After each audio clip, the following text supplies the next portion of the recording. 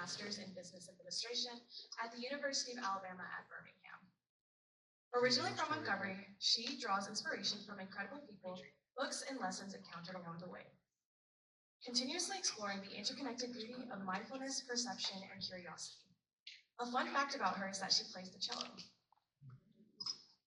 Hello. Let's do this.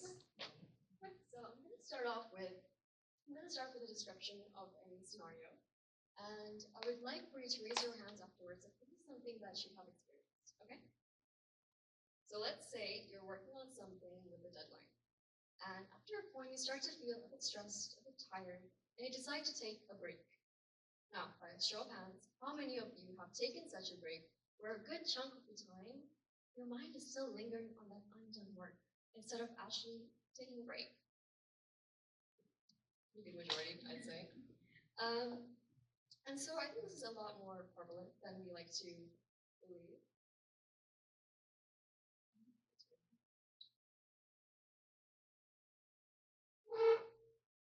And so today, I think we tend to live in a very fast-paced world, where a lot of attention across various disciplines falls on progression and change. A focus that has undoubtedly brought much attention to ease in our daily lives. However, it has also perpetuated an ease, starts losing a sense of being in the present moment. As we join this chase and start treating life like a race as if we were in the Monza Grand Prix, if you're familiar with F1. As you see here, we have a little cameo from Lewis Hamilton. Thank you. And so today I would like to talk about a very beautiful and a very powerful interplay between the concepts of perception, curiosity, and where I would like to begin today with mindfulness. The practice of having awareness in the present moment, with intention, without any judgment. And this comes with acknowledging the fact that yes, there is a past that exists, and yes, there is a future that would also exist. But our life is the one that is happening in this moment, right now, in this very second, in this very breath. And so a really cool quote that I would like to share with you about mindfulness, forgot about this slide, is peace. It does not mean to be in a place where there is no noise, no hard work or trouble. It means to be in the midst of all of those things and still find peace within your heart. Mindfulness is not going to eliminate all of our issues, all of our displeasures, all of our obstacles in life.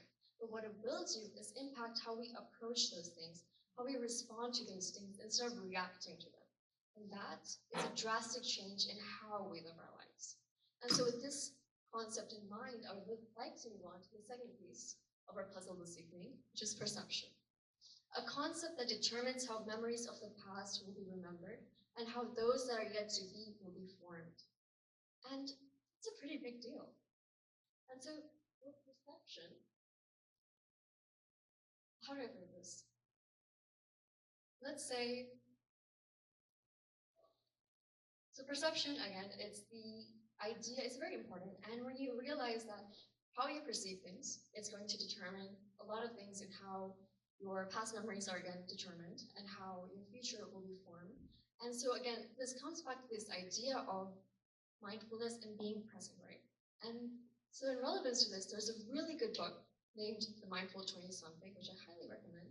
But there's this notion in that, which is in every moment, there's something unpleasant, something pleasant, and something neutral. And a really good example derived from the book itself goes like this.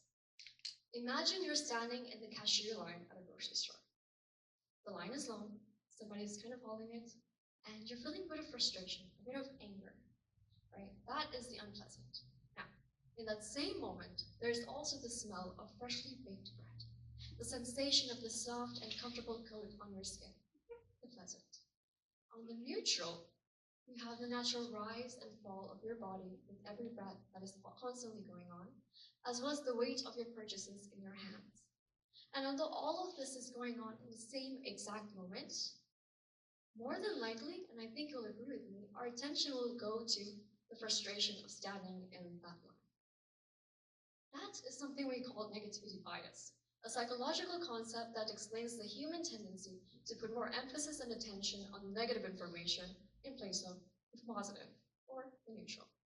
And this can be further enhanced by another heuristic known as impact bias, in which we may overestimate the impact that an emotion-evoking event will have. So this is not the best combination, and not really what we want. And so having that mindful perception allows us to take a step back and expand our awareness to see the picture as a whole, again, with no judgment, allowing space for a more clear mind, as well as for us to keep ourselves more open and curious about the possibilities of the world, which leads us to the last component of the cycle. I hope you guys like my pretty slides. So, as we all know, life is incredibly unpredictable, with unexpected obstacles and spontaneous opportunities. And sometimes being in that unknown, that gray area, those values between the zeros and the ones, can be a bit scary to not know what's coming towards you. But here's the thing that I would really like you to reflect on. Life is full of infinite and endless possibilities, experiences, encounters, opportunities, and realities and perspectives. And as a parallel to that, all of you, each and every one of you, are an infinite being with their own set of traits, your own experiences, your own encounters that make you so unique to a degree that no one before, after, or even during your time will ever be able to replicate. And I want you to let that marinate for a second, because that's kind of crazy, right? And I think that in a world as such as that, I find it really hard to believe that there is only one right choice, one right approach, or one right way to every single context, every single person, and every single life. Would you agree? I see nods, so that's good. And in continuation of this, there's another quote that I would like to share with you that was shared with me by Dr. Weisscheck, who is a phenomenal mentor of mine and much of my mindfulness source and knowledge on that. And she's also a person, which is pretty cool. But she shared me this quote about Pablo Casals, a phenomenal Spanish cellist, who at the age of 90 was asked, "Why do you still practice every single day for hours on end at the age of 90? To which he responded, "Because I think I'm making progress." I think it is truly life-changing when we realize that mistakes and failures are simply opportunities for us to learn and grow, not life-defining statements about our capabilities or our identity. And to that I say, embrace your unknown and be curious as to what life has to offer you. And to kind of conclude this interplay of the three concepts we've discussed, I would like to end with saying, do the things you love, do the things that matter to you, that you prioritize, but please do not forget to live your life. Because at the end of the day, unfortunately, most of us are not Formula One drivers, and life is not the Monza Grand Prix. I'm very disappointed. But life was meant to be lived, not ran through, not raced through. So live it, and keep yourself open to the endless and infinite possibilities that each and every moment has to offer you, and allow your actions to follow through with it.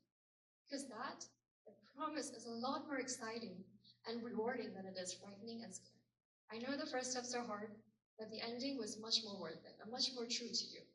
And so tonight, or this evening, I would like to leave you with a last and final quote by Jiddu Krishnamurti, an Indian philosopher and orator, who is credited with the quote of saying, "Sit quietly, without pressure, eat without rushing, be leisurely, yet precise, and be clear in your thinking, yet expansive."